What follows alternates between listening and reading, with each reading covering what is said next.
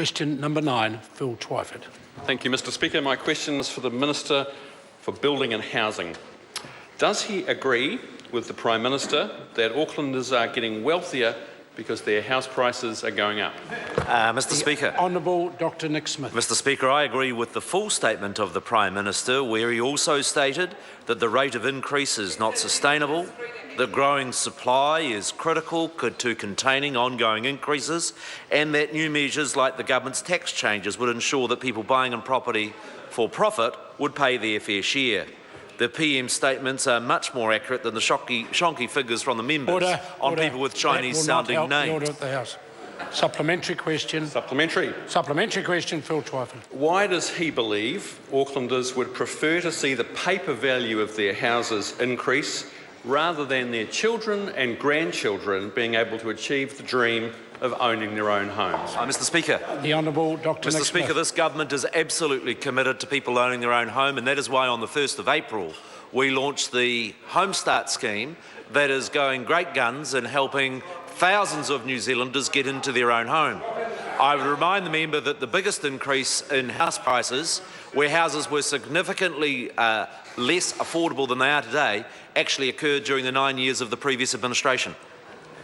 Supplementary question, Phil Twyford. Given the Prime Minister's statements, what does he say to the half of the population that are locked out of the housing market under his policies and who are not generating paper wealth from skyrocketing house prices? Mr. Speaker. The Honourable Dr Nick Smith. Mr. Speaker, I would say to those people that this government has the most comprehensive program of housing reforms that's been seen by any government in more than a generation. The support from Home Start, the housing accord and special housing areas, the social housing reforms, and I draw attention to the fact that over the last 3 years, the rate of house build in Auckland has increased from 4,000 per year to over 8,000 per year, showing that we are getting the new houses that New Zealand needs.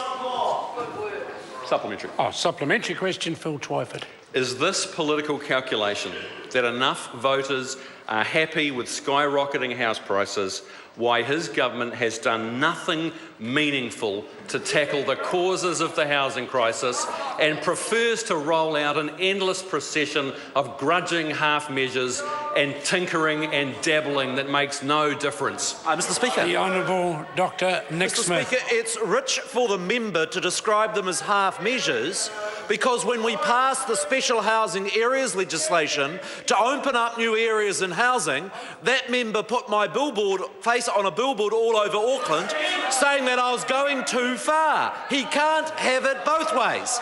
Equally, this is the member who complains when interest rates go up and complains when interest rates go down.